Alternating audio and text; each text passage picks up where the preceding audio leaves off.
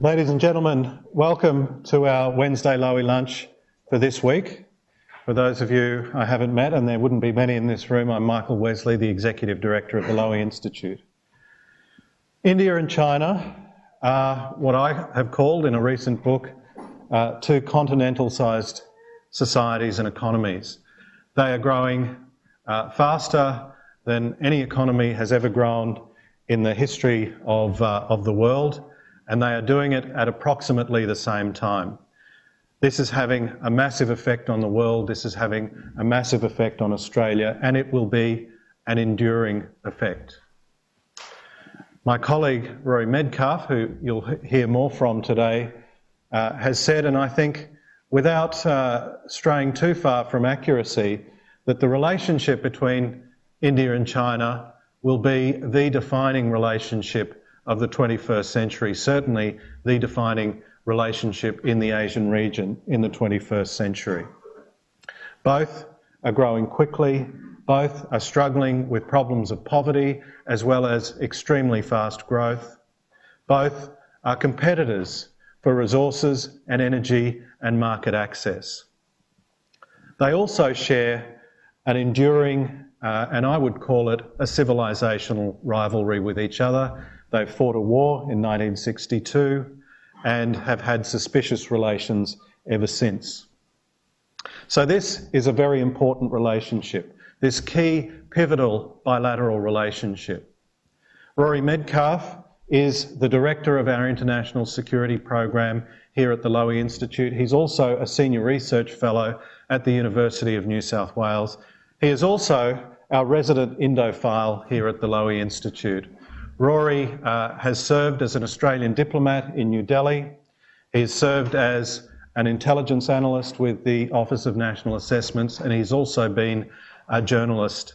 The presentation Rory is giving today is part of a very long schedule of research that Rory will be doing on the relationship between India and China. Ladies and gentlemen, please join me in welcoming Rory Medcalf.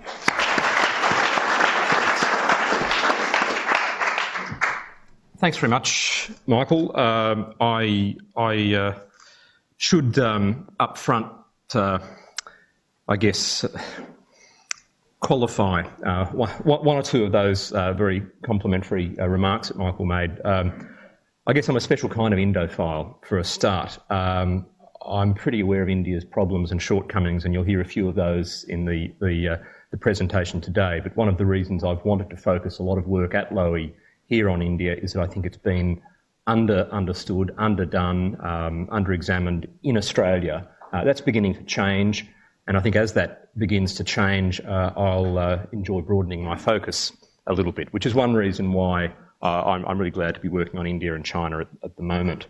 The context of this talk is, as Michael said, within a range of wider research and activities we'll be doing here at Lowy. In particular, I'm very pleased that we've got support from the new Australia-India Institute to undertake a series of workshops later this year on the India-China relationship, bringing together scholars from India, China, Singapore and Australia to look at many of the issues you'll be hearing about today. So this is certainly not the end, this is just the beginning. And a few of my colleagues here, in particular my research associates Ashley Townsend and Fiona Cunningham, who've helped me a lot on this work, have publications either in the pipeline or coming out soon on these issues.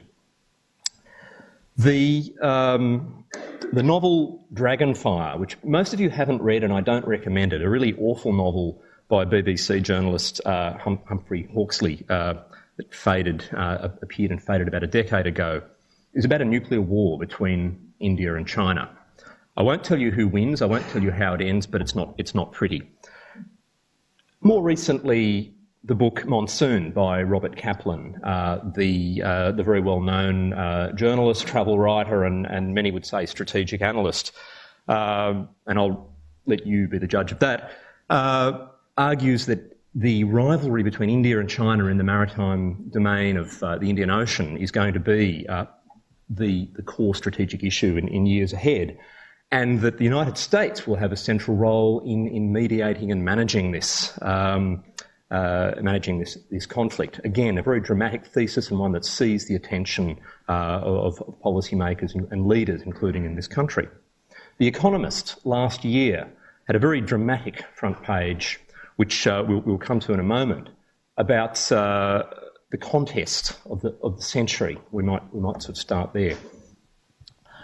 The Economist argued that, in many ways, as Michael's intimated, and I would say too, India and China, their relationship will be a really defining feature, perhaps the defining feature in geopolitics in this century. I hesitate, though, to conclude that this will automatically be a full-scale rivalry, or that it will end in tears. And really, the purpose of my talk and my research today is to unravel that thesis. Was Humphrey Hawksley right? Will it end in war on a horrific scale? Is Robert Kaplan right? Is the US going to somehow keep these two supposedly immature giants from tearing each other to pieces? Is the Economist right? And I think really the good news is at this stage they're all wrong. I think the relationship will be central to Australia's future and the world's future, and it will have deep elements of competition. But I hesitate at this stage to say that it's going to descend into full-blown rivalry. That's a choice that really we will see in the hands of leaders and policymakers in both countries. Now, the background to all of this, of course, is the rapid growth in both economies, the spectacular growth. We've got some projections here from good old Goldman Sachs, who've done some fantastic work over the last decade on straight line projections of these two economies in the years ahead. And certainly, if everything goes right, and even if not a lot goes wrong, these will be two of the three big economies in the 21st century. Perhaps China number one, India perhaps even reaching equal second place with the United States by 2050. But a hell of a lot would have to go right in India's growth for that to occur. But as you can see from these figures, although in absolute terms these are going to be two of the three largest economies in the world, China is going to outrank India potentially all of the way. The gap will close a little. India will go, if most goes right in their growth, from being perhaps a quarter of the size of China's economy to perhaps 40%, perhaps even more by mid-century. As the demographics shift, India perhaps reaps the dividend of its massive youth population and so forth.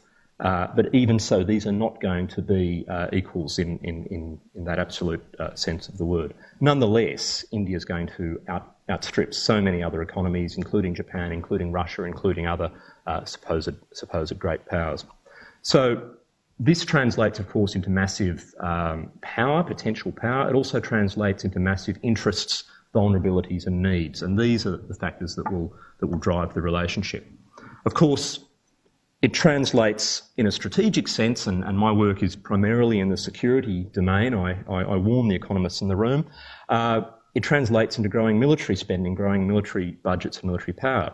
And again, these figures, which my colleague Ashley Townsend has helped me put together basically with our own interesting bastardised combination of Goldman Sachs and the International Institute of Strategic Studies, give you some rough indicative possibilities of where these defence budgets might go.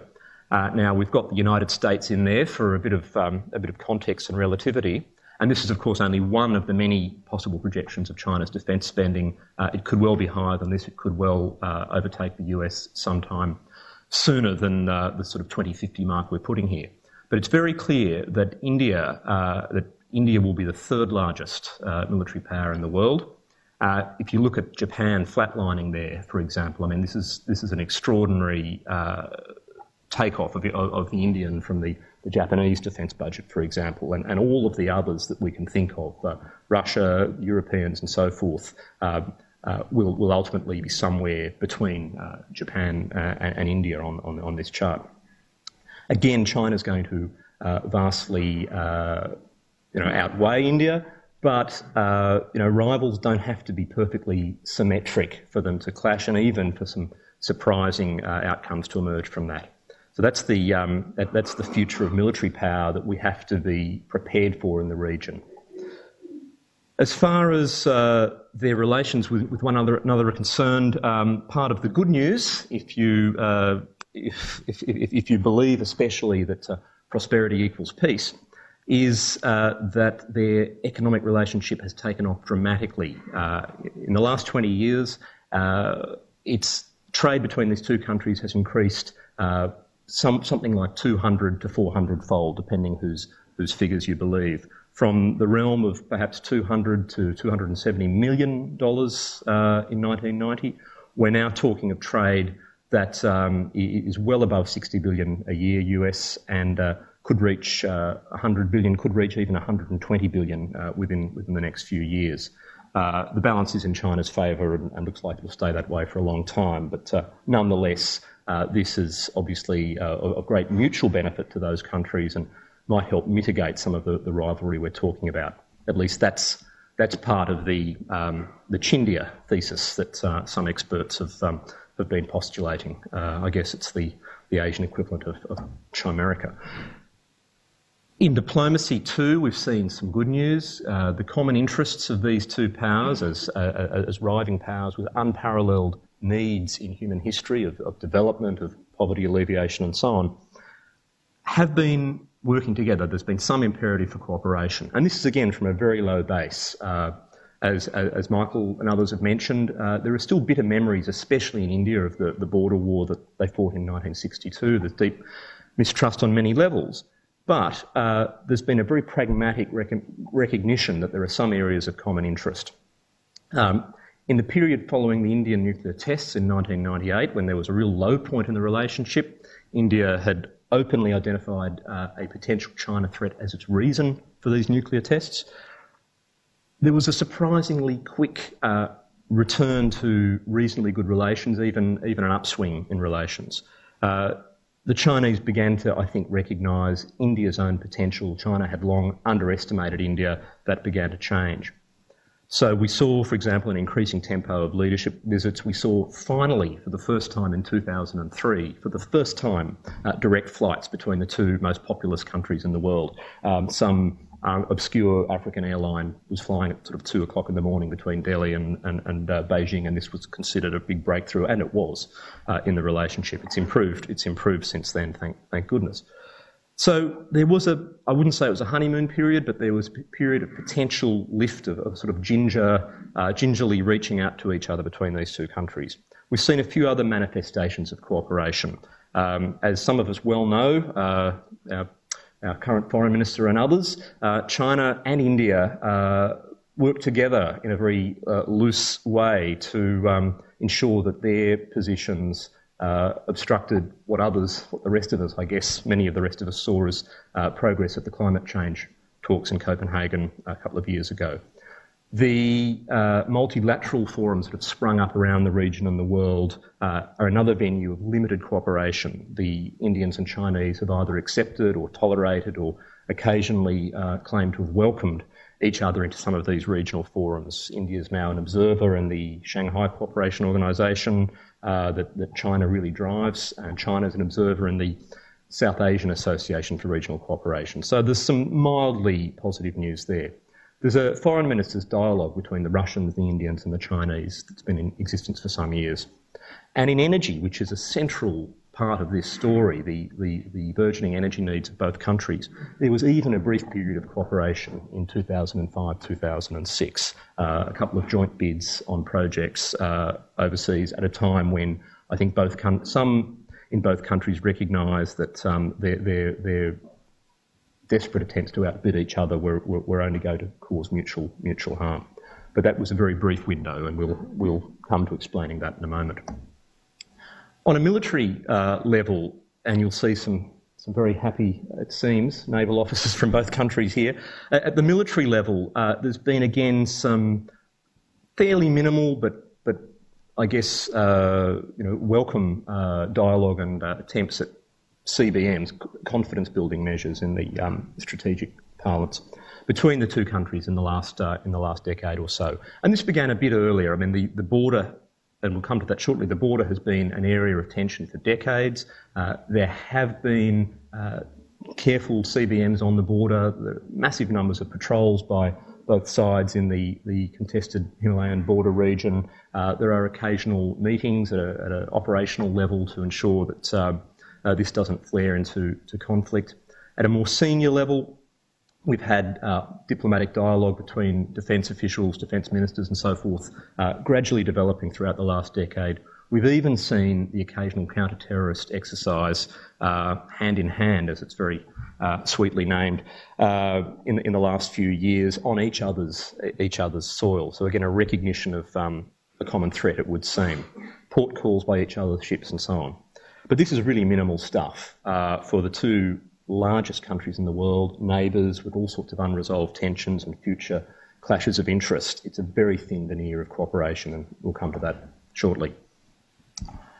So that's the good news, ladies and gentlemen. I think the India-China relationship has had some positive trends in the last decade, but I would argue these have been outweighed by the competitive dynamics. I certainly don't say that a full-blown rivalry, that is, each country seeing the other as the fundamental threat to its core national interests. I don't say a full-blown rivalry is yet here, but there is a risk. I'd say there are four main areas of competitive dynamics, and these are the ones I want to talk about now. Geopolitics, military modernisation, economics and soft power. We'll start with the geopolitics. There are, perhaps paradoxically, great risks and dangers in the very things that you would think bring India and China together. Their common attributes, their common needs, the scale of their energy needs, the scale of their developmental challenge, the scale of the political challenge in maintaining internal stability in these two mega states. These things can actually generate tensions, and I think we're beginning to see evidence of that. Whether it's in the nationalist instincts of a lot of the media in both countries and the informal media, the netizens in China and social media in India, whether it's in their need to increase energy imports and consumption. All of these areas are at risk of generating tensions as well as in driving collaboration. The border remains a critical issue. When I served in Delhi as a diplomat about a decade ago, it was popular among the Indian strategic community to say that the border issue was really diminishing in importance. Indeed, I recall some Chinese analysts expressing the very hopeful view around 2003 that the issue was effectively solved. The outlines of a solution were there. To go briefly back into the history of this, and I certainly don't want to belabor you with too much history, we essentially have a border that has never been adequately or properly defined. It's very mountainous territory. It dates back, of course, to British rule in India, and reflects a complete lack of infrastructure development in much of this region. And indeed, much of it is not particularly desirable territory, very thinly inhabited, not particularly rich in resources, and with very limited infrastructure and absolutely atrocious weather. However, each country has its own reason for wanting to claim a large part of this contested border region. The simple version is that the current contested areas, that's Aksai Chin in the west and the Indian state of Arunachal Pradesh in the east, have a certain strategic value to each country. In particular, Arunachal Pradesh is not so much purely strategic, but of deep political significance to the Chinese for the perhaps strange reason, and yet very important reason for China, that its control of Tibet and its hopes to, manage dissent in Tibet, manage the succession of the Dalai Lama in a way it would like, could rest in part on the existence of a particular monastery in Indian-controlled territory, which has a potential say in the future succession of the Dalai Lama. There's also questions about strategic access within China, in Western China, which the territory it possesses in Aksai Chin might help it on. But there's also a strong level of prestige, a strong issue of pride and prestige on the border issue. The Indian media is full of stories of supposed incursions by Chinese troops, and it's very easy to whip up anxiety over this issue. Indeed, a paper that we're launching today, and which there are copies of in the foyer, please take one, about the new drivers of Indian foreign policy, describes in detail a particular controversy a couple of years ago in the Indian media where it appears a border incident was deeply exaggerated, perhaps even concocted by Indian journalists, and this really led to tensions in bilateral relations. Mind you, tensions with a pretty deep basis. Regional forums. We all hear the good news about the East Asia Summit, Asia Pacific Community, and all of these other regional diplomatic forums that have been springing up in recent years. But these are not necessarily the terrain of peace and love among the great powers. India and China have been jostling for influence in these forums. Indeed, China worked actively to keep India out of the East Asia Summit in 2005. So the behaviour of these countries in these forums, the way that they might attempt to line up or co-opt others in these forums on either symbolic or fundamental strategic issues, is going to be a very important indicator of whether rivalry is on the horizon. Each country, I would argue, is beginning to play more or act more in regions traditionally of influence to the other.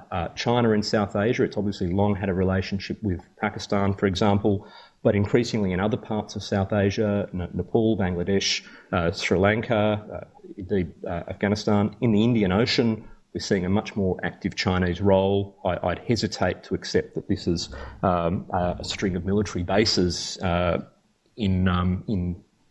I guess, coming into being, as some would argue, but it certainly is disturbing the Indian strategic community.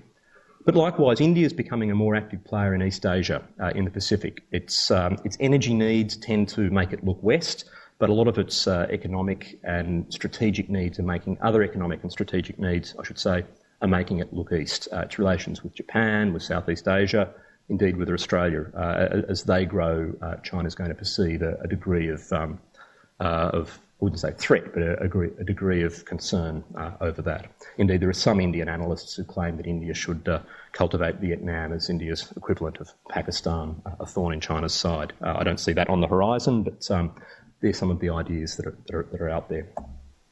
In the military sense, both countries, I think, do look to the other. Each country does look to the other as one reason, one driver of its military modernisation. But there is a deep imbalance here. I think India is far more openly concerned about China than China is about India, and this fine new Chinese destroyer might be part of the reason for that. But I suspect that over the years we will begin to see more openly expressed Chinese concern about India. I think there's been a strange tendency among the Chinese strategic community to deliberately downplay the degree to which they're concerned about the Indians. And this actually tends to rankle in India. It tends to needle the Indians. I recall a conference once where Indian Navy officers were actually troubled that their Chinese counterparts had told them openly that they were not considered a threat.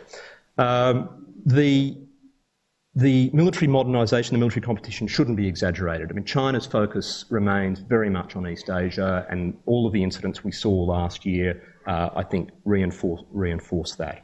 But that said, in 2010, China did upgrade its medium-range ballistic missile force in a deployment that strategically can only make sense if it targets India. China has the ability to reach much of India with nuclear weapons, and I can't be sure that India necessarily has the same with China. So it's a little bit too cute for Chinese analysts to say they're not that concerned about India. Of course, China is a real concern for India. The deepest course of India's mistrust of China, I would argue, is actually the China-Pakistan relationship, and we'll try and briefly come to that. But China's own naval modernisation has, I think, in many ways accelerated and driven India's. India's been reinforcing its forces on the contested border, and there is a quest within India for a genuine nuclear second strike capability. That is, the ability to have survivable forces, preferably on submarines that can strike back after a nuclear first strike by the other country. Now, that said, India has much wider security concerns than China, and a lot of those, I would argue, are domestic. The Maoist rebellions in central India, Pakistan and terrorism, of course. And until we see the Indian defence budget allocate a much larger proportion of its resources to the Navy, which is at the moment is about 15 to 18%, I don't think we can argue that a full-blown strategic rivalry is underway. I think it's still what I would call competitive coexistence, but worth watching. At the economic dimension, at the economic level, it's not all benign news, and I think although the trade relationship will continue to grow, and these figures point out how absolutely spectacular that growth has been, tensions will begin to emerge. We're already seeing some concern in India about what has become a trade deficit with China. We're also seeing just the beginning, I think, of the end of complementarity in the trading relationship. For a while there, it's been Indian commodities, Chinese finished goods, a familiar story, one might say. But as this Hyundai factory in India might suggest to you, we are going to see an increased effort by India to invest in manufacturing and infrastructure, and there will begin to be, I think, some genuine economic competition between China and India. On the investment front, India has been one of the first countries in the world to pretty comprehensively restrict Chinese investment on security grounds. Port investment, telecoms investment, visas for workers, that kind of thing in the past few years, and I don't think that's going to go away. And finally, on the energy front, the energy collaboration I mentioned briefly was very short-lived. Didn't really last much longer than the career of the particular petroleum minister in that portfolio at the time, who for whatever reason, was reshuffled not long after he tried to build an energy partnership with China. At the same time that China was supposedly cooperating with India on some relatively small deals abroad, it was outbidding India in multi-billion-dollar deals in many other countries. So I think the India-China energy competition has a hell of a long way to go.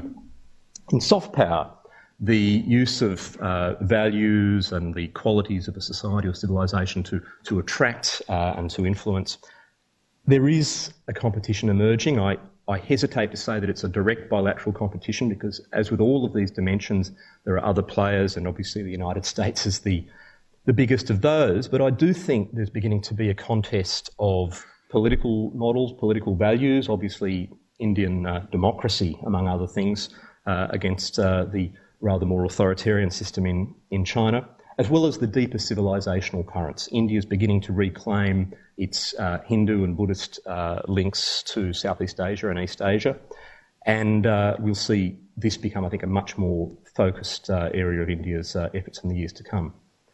The role of new players in foreign policy, diaspora, media, business, academia and so forth, is going to grow. The paper that we've published today by an Indian columnist, Ashok Malik, and myself on this issue emphasises how this is going to drive and maybe distort Indian foreign policy. Our new colleague Linda Jacobson, a China expert who's very recently joined us at Lowy, has done some excellent work on the new drivers of Chinese foreign policy, business, media, military and so forth. And I think there are some fascinating parallels that need to be explored there as to how these might drive or distort foreign policy in both countries. As I've said, the media is often not a very helpful force in this relationship. Australia's own experience in the Indian media is one taste of it. I think China's experience is another example. And of course, Chinese netizens, in fact, are becoming pretty bitter about India in many ways. I note the Global Times, China's wonderful nationalist tabloid, has as one of its most read, most popular stories an editorial from a year or two ago warning about Indian hegemony. So it's interesting what tracking media hits can tell you. The games, and this is of course the big symbolic element of soft power competition. The Beijing Olympics, the Delhi Commonwealth Games teach us some interesting lessons about the limits of soft power competition between these two countries. I think in each case there was at least as much damage as benefit for each nation's image. While the Games in Beijing were, of course, a wonderful success of organisation and so forth, the Olympic torch relay, I think, did a lot of damage to China's image, its charm offensive. Likewise, the Commonwealth Games in India, sadly, I think was an example of many of the worst attributes of old India, shaming and disappointing many of the very promising aspects of the new private sector, progressive, youthful India that could and should have had a larger role in those games. So the soft power contest isn't always going to be a race to the top. There'll be times when it's a race to the bottom as well. And of course, corruption is still a major challenge in both countries. And while we're on the subject of soft power, I thought I'd just take a quick detour via a movie that I don't recommend.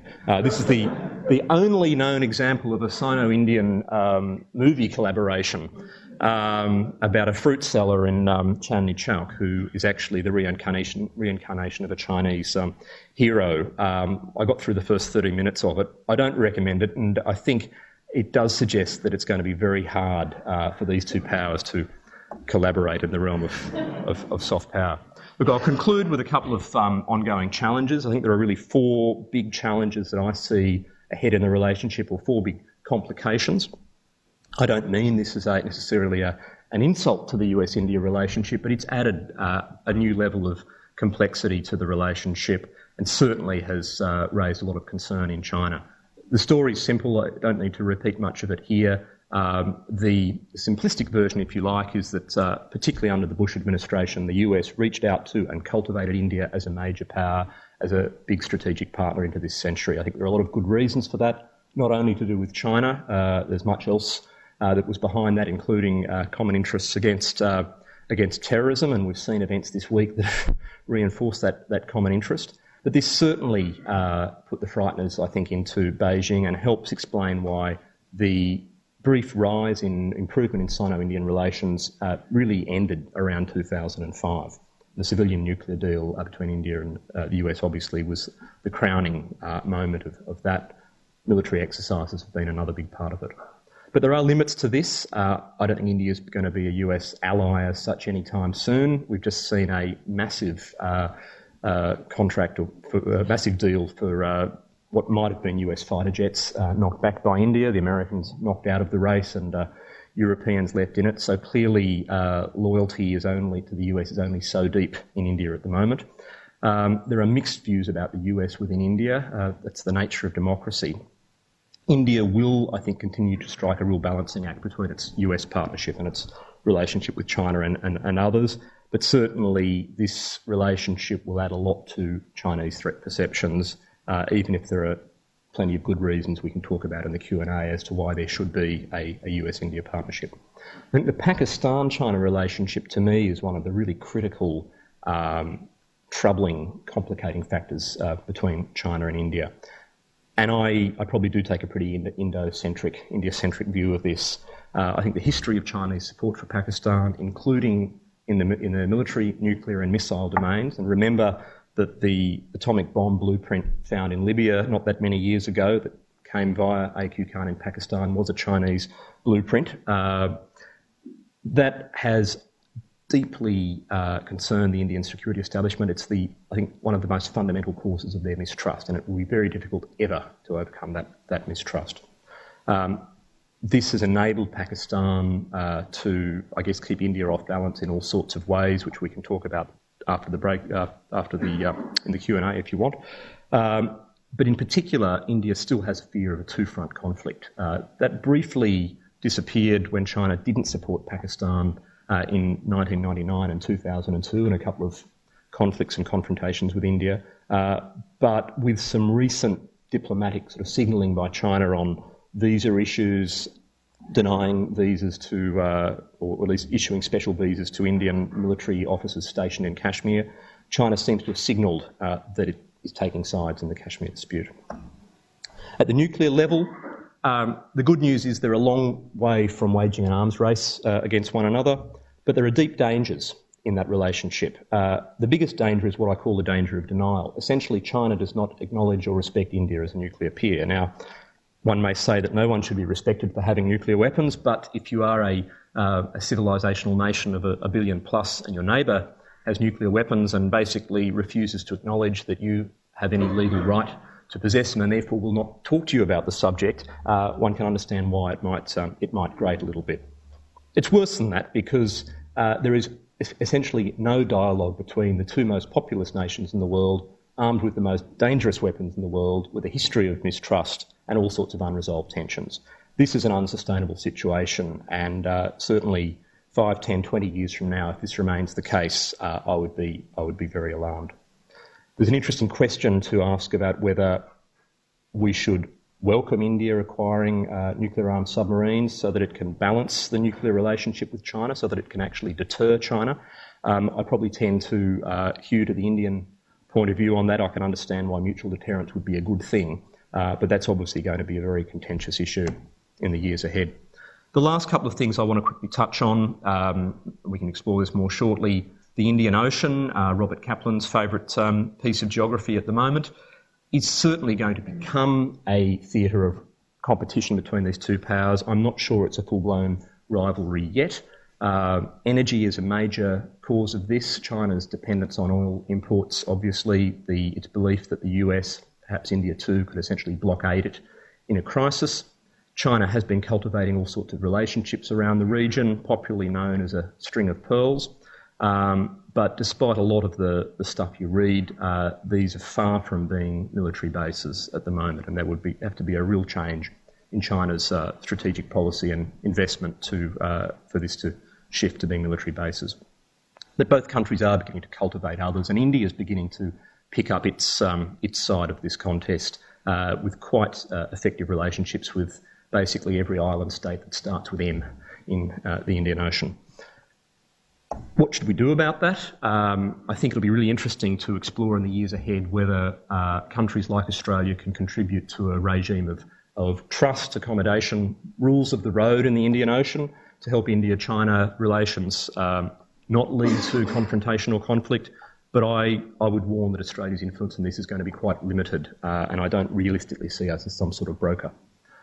What's it mean for Australia, all of this? Look, two very quick points. One is both of these countries will matter enormously to us in the years to come. China more so than India, but I wouldn't downplay India's role, primarily as trade partners, but increasingly as strategic actors. There's a couple of figures on the screen. These are always way out of date by the time they appear in print. But the bottom line is India has risen very quickly to become our number 3 export market. China's obviously number 1. Although India is unlikely to replace China unless something goes very bad in China or India becomes a seriously urbanising country in the sense of high-rise buildings needing lots of steel. Nonetheless, India is going to be partial insurance for us against something going wrong with the China story. A very good market to have anyway. What to do? I couldn't find a picture of Julia Gillard and the leaders of China and India, so I had to settle for this one. And what interests me about this picture is that our Chinese and Indian leaders in the picture are much more focused on one another than on the other figures in the screen, and that's going to remain the case, of course. Will we have to take sides between India and China at some stage? Many of you may have read Hugh White's provocative paper about our big choice between the US and China. I think we will have choices between India and China as well. A few years ago, our High Commissioner in Delhi was put on the spot about Australia's stance on the India-China border issue, something we probably haven't been asked about in decades. We can expect more of that sort of thing. Can we be a broker of some sort in the Indian Ocean, or will we have to take sides as China becomes a more powerful actor in the Indian Ocean? A pretty sensitive question, the role of the Indian and Chinese communities in Australia. These are now the 2 largest and fastest growing ethnic communities in Australia, other than the continued flow of Anglo-Saxons and Brits and Irish and so forth. But these are by far the 2 largest and fastest growing communities in Australia that have, I guess, massive potential to continue growing as contributors to our economy, as skilled migrants and so forth. They are not powerful players or cohesive players in the Australian political debate yet. I think it is a matter of time before they are.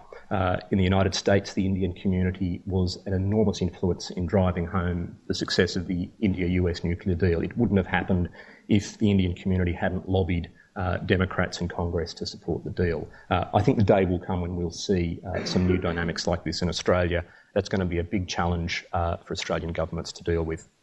And finally, how does all of this fit with the US alliance? I'm not saying the US is not going to be our most important partner for quite some time, if ever, but I think there are not going to be simple choices bringing the US alliance together with our relations with China and India.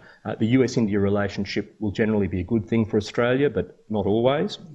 And the question of what the US would do in the event of an India-China confrontation is something that should really preoccupy the minds of our policymakers. I'll leave it at that. Thank you.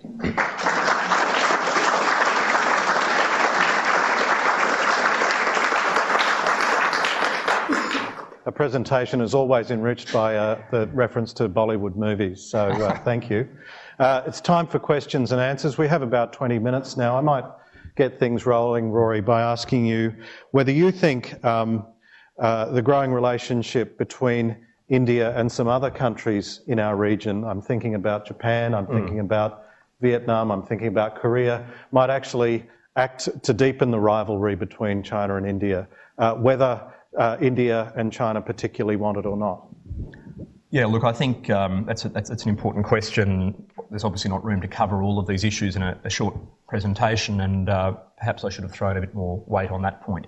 India and Japan in particular have gone from having an almost non-existent relationship for many years, although there are some positive memories in Japan of the position that the Indian judge took on the war crimes tribunals in 1945. But a very positive relationship has emerged. Only in recent years, and much of it driven by Tokyo and much of it obviously driven by concern about China. The best piece of public transport I've ridden on lately is, you'll be surprised, not in Sydney but in New Delhi. It's a Japanese aid project essentially, or a Japanese-Indian collaboration, the Delhi Metro, and that's pretty iconic, I think, in the Japan-India relationship. There's a military process developing, security declaration and so on. Korea, interestingly enough, and we saw the Hyundai factory there, I would argue that the Koreans actually have a better chance, South Koreans have a better chance of a really deep engagement with India than the Japanese. I think in many ways Korean technology, the Korean attitude to business and so forth is a much better fit with the imperfection that one sometimes encounters in the Indian economic environment than the Japanese approach. I make that point quite seriously. In fact, again, there are some interesting cultural connections between Japan, Korea and India. Buddhism obviously has a strong role in that. The Chinese are concerned about that, but it's a very understandable approach by India, and it's not that different to Australia's own approach. Okay. Thanks, Rory. Martine Letts from the Law Institute. A slightly parochial question.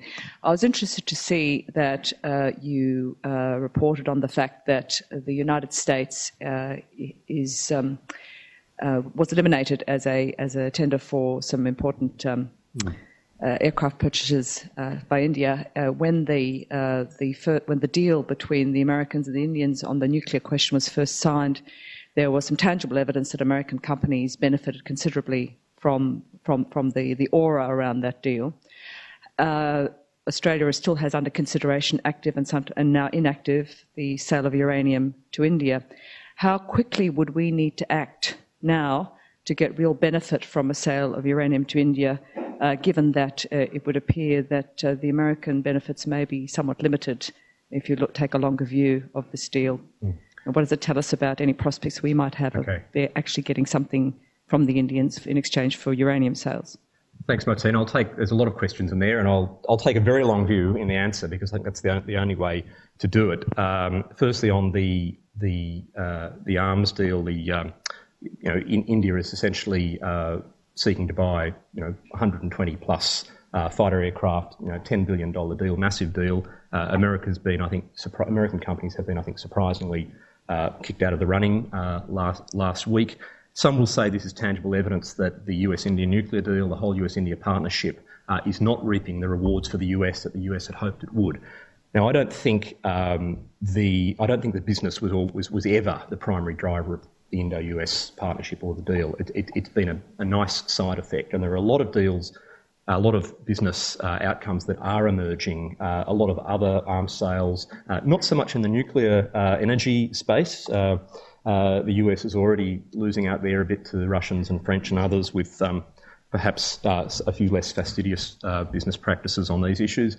But I think the wider benefit was never just about money, and it was about really strategic trust. I think that we'll still see a lot happening in the US-India defence cooperation. So there'll be a lot of disappointment right now, but I don't think in the long term that's going to fundamentally change the relationship. The Australian story, the uranium story of our sales to India that may well one day occur, again, I don't think we would ever really seek a business quid pro quo in the sense that if we sell you uranium, you will then sign a document that promises to open up your services sector or whatever it might be. I think the best chance we had for getting something substantial out of the Indians on uranium was 4 years ago, 3 or 4 years ago. I think we've actually missed the boat on that in any case because it's an issue of us now dragging out our no, maybe sort of response. I think Fukushima and the awful series of disasters in Japan this year have actually almost been a get out of jail card for us on the India uranium issue because there's now a lot of concern in India about the safety of nuclear energy, as there is in Australia. I don't think the Indians would expect a breakthrough on this issue this year, although they might be pleasantly surprised if they get one. But I've never seen it as a simple business transaction. I think it's about strategic trust, and I do think that at a pretty deep level, the Indians, I think, understandably think that we don't trust them until we change our position on this issue. John Webb. Thank you. Thank you very much, Rory. Could I just ask you to look at the sort of people-to-people contacts and dimensions of the India-China relationship, particularly as I understand the flow of students from India into China. Is there any research collaboration in the science area between India and China? What's the kind of future for tourism between those two countries? I mean, when we talk about Australia-India connections, we look at all of those three factors. Could you comment on those in the context of India-China? Well, that's a great question. I guess that goes partly to the soft power issue, and it's certainly there are some better collaborations I would like to think than Chandni Chowk to China, but it's very, very limited. I think the level of understanding and expertise in both these countries about the other is extraordinarily thin, and this is one of I guess my reasons for concern about how the relationship will evolve. There needs to be massive investment in each country towards understanding the other. And I have to say it, but I think there has generally been a lack of respect of India within China that has helped to marginalise the study of India and South Asia. I think although there is fear, sometimes paranoia about China in some parts of India, it's still not driving vast numbers of Indian scholars to go and learn Mandarin or visit China. So look, I don't have a lot of good news to report on that. You might know a few things on the scientific front from your own professional experience, but I find that any collaborations I've seen between India and China in the soft power realm tend to happen in third countries, Singapore, Australia, elsewhere. A gentleman just here. Rory, John Darwin, on a strategic long-term issue, how do you see us aligning ourselves from our defence point of view with someone who's likely to help us past getting Martin Letts to agree that we should have nuclear weapons? How are we going to be able to defend ourselves? That's bigger than the India issue, but anyway. Gentleman behind the fireplace there. Thank you. Paul Cotton, South Pacific Associates. You briefly touched on the United States. I wonder if you could just give us a word on your view on the Russia-Indian relationship these days. My time in India was slightly before yours. I've just worked out it was just over 50 years ago. I was helping establish a New Zealand mission in New Delhi. And at that time, the Soviet Union and India were remarkably close. One visitor season alone had Eisenhower followed by Khrushchev. At that point, they may have been coming just to see Nehru, but I would like to know just how the Russia-India feeling is these days. Thank you. Okay. Carlton, just... Well, you touched on the Chinese and the Indians working in each other's regional forums. I hope you're also going to look at the Chinese and India in forums such as the G20. That would also be a place where Australia and others might have a opportunity for influence. Yep. I'd just like to see if you could shed any light on China's and India's bilateral food trade, if there is any, and any common sources of imports that they have of food. I understand they are net food exporters, but if they have any, as well as last year Russia did restricted exports of their wheat and things like that. If they had any common export, this is a hypothetical thing, but if they had common sources of imports of food, would you see China and India acting together to open up new markets for foodstuffs? Gosh, okay, thanks. Look, 4 pretty disparate questions, all important. I can't answer them all equally well, I'm afraid. How will we defend ourselves? I'm not going to attempt my version of Hugh White or Ross Babbage today, but I do see partnerships with countries like India as being in Australia's interest. We're trying to build a defence relationship with India. In my view, that has perhaps unfairly been slowed down by India, partly on the uranium issue, but that's a fact of life. I think a strong relationship with India is important. It will never be a formal alliance, and nor should it be. We don't want to be drawn into an India-China conflict unless there are all sorts of other circumstances that might drive us that way. But India as one of a web of major power relationships, India, China, Indonesia and others, and engagement with China. We certainly don't want India or ourselves or others not to engage with China. We want to work together to build an accommodating environment for Chinese power, but not one where our interests are threatened. And I should add that the US-India relationship and the Australia-India relationship, I think, need to be a bit better coordinated. On the Russia-India story, look, Russia and India still have a pretty deep relationship. It's been eclipsed in some ways by other relationships, especially by the US and many Europeans, even Israel as an arms supplier. But there's still an old guard in India that have strong affection for Russia, trained in the Soviet Union and so forth, and it's certainly not in Russia's interest for this to go away. At a fairly deep level, there is a common interest, I think, in India and Russia in keeping China somewhat off balance. It's interesting that Russia exports better weapons to India than it does to China, and there's obviously a reason for that.